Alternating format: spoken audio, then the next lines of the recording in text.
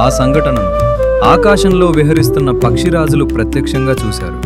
కంకుడు తీర్థయాత్రలో భాగంగా గౌరీ పర్వతానికి రావటం, విద్యుద్రూపుడు అనే రాక్షసుడితో ధర్మం గురించి వాదించడం, చివరికి ఆ రాక్షసుడు కోపంతో ఖడ్గాన్ని దూసి కంకుడిని నిర్దాక్షిణ్యంగా సంహరించడం అన్నీ తమ కళ్ళారా చూసిన ఆ పక్షిరాజులు వెంటనే కంకుడు తమ్ముడైన కందరుడి వద్దకు వెళ్లి జరిగిన దారుణాన్ని వివరించారు. ఆ వార్త విన్న కందరుడు పిడుగుపడినట్టుగా నిలిచిపోయాడు. అన్నయ్య అని హృదయ విదారకంగా విలపించాడు. నా అన్నగారు వేదాలు, శాస్త్రాలు, పురాణాలలో మహాపండితుడు, ధర్మాన్ని తప్ప మరొక మాట మాట్లాడని మహనీయుడు. అలాంటి మహాత్ముడికి ఇంత దారుణమైన గతి పట్టిందా అని కన్నీరు మున్నీరుగా విలపించాడు. కొద్దిసేపటికే ఆ దుఃఖమే అగ్నిలాంటి కోపంగా మారింది. ధర్మబోధ చేసినందుకేకే నా అన్నగారిని ఆ దుర్మార్గ రాక్షసుడు సంహరించాడా? నా అన్నయ్య రక్తానికి ప్రతీకారంగా ఆ విద్యుత్ రూపుడిని నా చేతులతో సంహరించకుండా పవిత్ర గంగాజలాన్ని కూడా ముట్టుకోను, ఇది నా శపథం అని కందరుడు భూమి ఆకాశాలు దద్దరిల్లేలా ప్రతిజ్ఞ చేశాడు. శపథం చేసిన వెంటనే కందరుడు మహావేగంతో గౌరీ పర్వతం వైపు ఎగిరిపోయాడు. కొద్ది క్షణాల్లోనే ఆ దారుణ సంఘటన జరిగిన ప్రదేశానికి చేరుకున్నాడు. అక్కడ నేలపై పడి ఉన్న తన అన్న కంకుడి శిరస్సును కొంచెం దూరంలో ఉన్న మొండెంతో కలిపి వేదవిధి ప్రకారం చితిని పేర్చి భారమైన హృదయంతో తన ప్రియ సోదరుడికి అంత్యక్రియలు నిర్వహించాడు. అంత్యక్రియలు పూర్తి కాగానే అతడు నేరుగా విద్యుద్రూపుడు మదనిక ఉన్న ప్రదేశానికి వెళ్ళాడు. దూరం నుంచే గర్జిస్తూ ఇలా అన్నాడు: ఓరి విద్యుద్రూపుడా, నువ్వు మద్యానికి బానిసవై ధర్మాధర్మాల జ్ఞానమే కోల్పోయావు. నీకు ధర్మబోధ చేయాలనే ఉద్దేశంతో వచ్చిన నా అన్నగారిని కనీసం యుద్ధానికి సిద్ధమయ్యే అవకాశం కూడా ఇవ్వకుండా హఠాత్తుగా ఖడ్గం దూసి నిర్దాక్షిణ్యంగా సంహరించావని నాకు తెలిసింది. నా అన్న కంకుడు మహాపండితుడే కాదు, మహాపరాక్రమశాలి కూడా. నువ్వు ధర్మయుద్ధానికి సవాలు విసిరి ఉంటే ఆయన కూడా వీరుడిలా నీతో సమరరంగంలో తలపడేవాడు. కాని అధర్మ మార్గాన్ని ఎంచుకుని మాట్లాడుతుండగానే ఆయనను సంహరించావు. అందుకే ఇప్పుడు నేను నా అన్నగారి తరఫున నీతో యుద్ధం చేయడానికి వచ్చాను. ఈరోజు నీ రక్తంతోనే నా అన్నగారికి రక్త తర్పణం చేస్తాను. నిన్ను సంహరించకుండా ఈ యుద్ధ భూమిని విడిచి వెళ్ళను. రా విద్యుద్రూపుడా అని సింహంలా గర్జిస్తూ వెంటనే విద్యుద్రూపుడు గట్టిగా నవ్వుతూ ఇలా అన్నాడు: ఓరి మూర్ఖుడా, నీ అన్నను సంహరించిన ఖడ్గం ఇదిగో ఇదే. దానిపై అతని రక్తం ఇంకా పూర్తిగా ఆరిపోలేదు.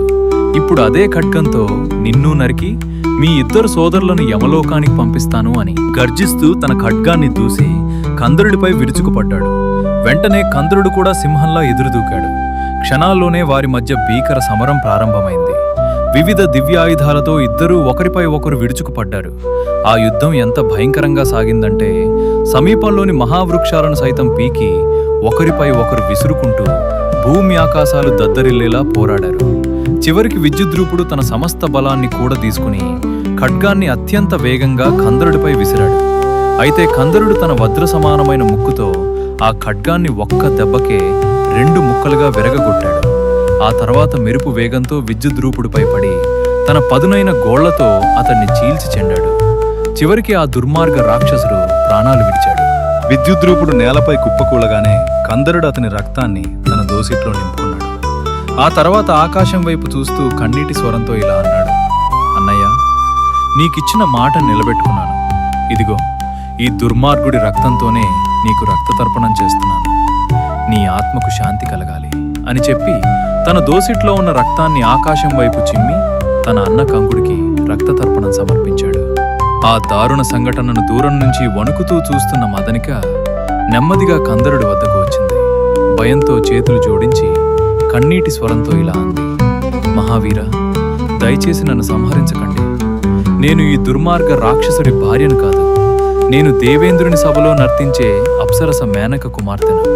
నా పేరు మదనిక. ఈ విద్యుద్రూపుడు దేవలోకానికి వచ్చి నన్ను బలవంతంగా అపహరించి ఈ గౌరీ పర్వతానికి తీసుకొచ్చాడు. అప్పటి నుండి అతని బంధనంలోనే జీవిస్తున్నాను. మీరు ఈరోజు నన్ను అతని చెర నుండి విముక్తి కలిగించారు. అందుకు జన్మజన్మలకు మీకు రుణపడి ఉంటాను అని కన్నీళ్లు పెట్టుకుంది. ఆమె మాటలు విన్న కందరుడు కొద్దిసేపు మౌనంగా నిలబడ్డాడు. ఆ తర్వాత, భయపడుకు దేవకన్య, నీకికపై ఎలాంటి అపాయం జరగదు. నీకు తగిన రక్షణ కల్పించటం నా ధర్మం అని అభయమిచ్చాడు. కందరుడి ధర్మనిష్టను, అతని పరాక్రమాన్ని, అతని కరుణామయ హృదయాన్ని చూసిన మదనిక వినయంగా తలవంచి ఇలా అంది: మహావీర, నాకు కామరూపం ధరించే దివ్యశక్తి ఉంది. మీరు అనుమతిస్తే నేను కూడా మీలాగే పక్షి రూపాన్ని ధరించి మీ ధర్మపత్నిగా మీ సేవలో జీవితాంతం గడపాలనుకుంటున్నాను. మదనిక మాటలు విన్న కందరుడు కొద్దిసేపు ఆలోచించి ఆమె పవిత్ర హృదయాన్ని గ్రహించాడు. ఆ తర్వాత ఇద్దరూ వశిష్ఠ మహర్షిని ఆశ్రయించి ఆయన ఆశీర్వాదంతో వేద విధి ప్రకారం వివాహం చేసుకున్నారు. కాలక్రమంలో కంధరుడు మదనికలకు ఒక అపూర్వ సౌందర్యవతి అయిన ఆడపక్షి జన్మించింది. ఆ పక్షి పూర్వజన్మలో దుర్వాస మహర్షి శాపాన్ని పొందిన అప్సరస వపువు. ఆ దివ్య పక్షికి తార్క్షి అనే నామకరణం చేశారు. ఆ పక్షి దివ్య సౌందర్యంతో వెలిగిపోతూ ఉండేది. ఆమె గాత్రం కూడా అమృతం కురిపించేంత మధురంగా ఉండేది. అప్పుడు మార్కండేయ మహర్షి ఆ నలుగురు పక్షుల ఆశ్చర్యకరమైన పూర్వజన్మ రహస్యాన్ని వివరించడం ప్రారంభించాడు. సాధారణ పక్షులుగా కనిపించిన ఆ నలుగురు అసలు ఎవరు? వారికంతటి మహాజ్ఞానం ఎలా వచ్చింది? వారి పూర్వజన్మలో జరిగిన ఆశ్చర్యకరమైన సంఘటన ఏమిటి? ఇలాంటి పురాణ రహస్యాలను తెలుసుకోవాలంటే మా ఛానల్ను సబ్స్క్రైబ్ చేసుకుని తర్వాతి భాగాన్ని అస్సలు మిస్ అవ్వకండి. మీరు ఏ జిల్లా నుంచి ఈ వీడియో చూస్తున్నారో కామెంట్స్లో తప్పకుండా తెలియజేయండి. మీ కామెంట్స్ ద్వారా మా వీడియోలు ఏ జిల్లాలకు చేరుతున్నాయో మాకు తెలుస్తుంది.